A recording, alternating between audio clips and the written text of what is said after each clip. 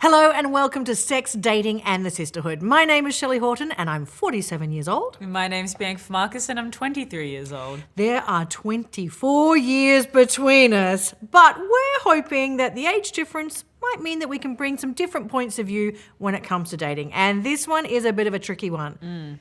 What happens when you have a girlfriend confide in you that her partner's cheating, you counsel her, they break up, you have wine together to celebrate, and then she gets back with him? It's a tricky one, huh?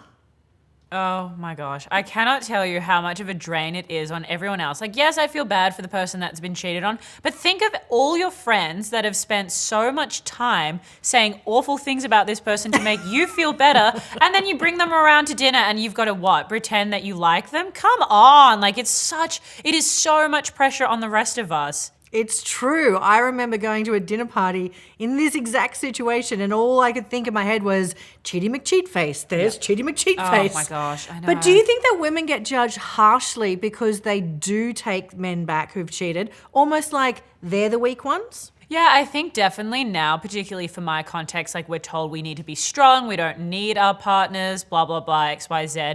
But, you know, if people take their partner back, that's not my business, not my problem. I do think, though, men have it harder, and this is one of the rare situations when they do, when their partner cheats on them. You really think that? Yeah, 100%. I think this is one of like the few examples we see where men have specific names for them made in like a dating and sex context and women don't. So when men get cheated on, like they're called a cuckold, whereas women are just seen as like sad and, you know, oh, that's awful, blah, blah, blah, but deal with it. Here's the thing though, they've got a term, but that's a term I've never even heard before, a cuckold.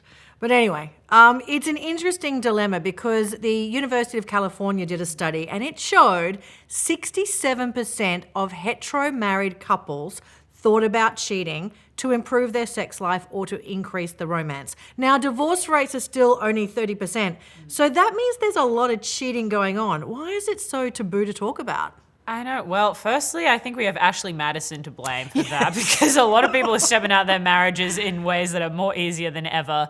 But I think what's so hard to talk about is when you prescribe to that monogamous relationship, you're just like, cool, no one's going to step out of it. And yet you still may have all these unfulfilled desires within your partnership. It may be a bad partnership, or you just simply miss being single and it's too difficult to admit.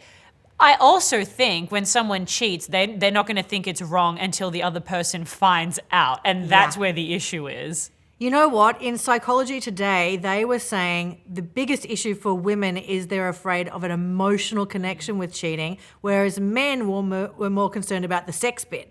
Do you relate to that?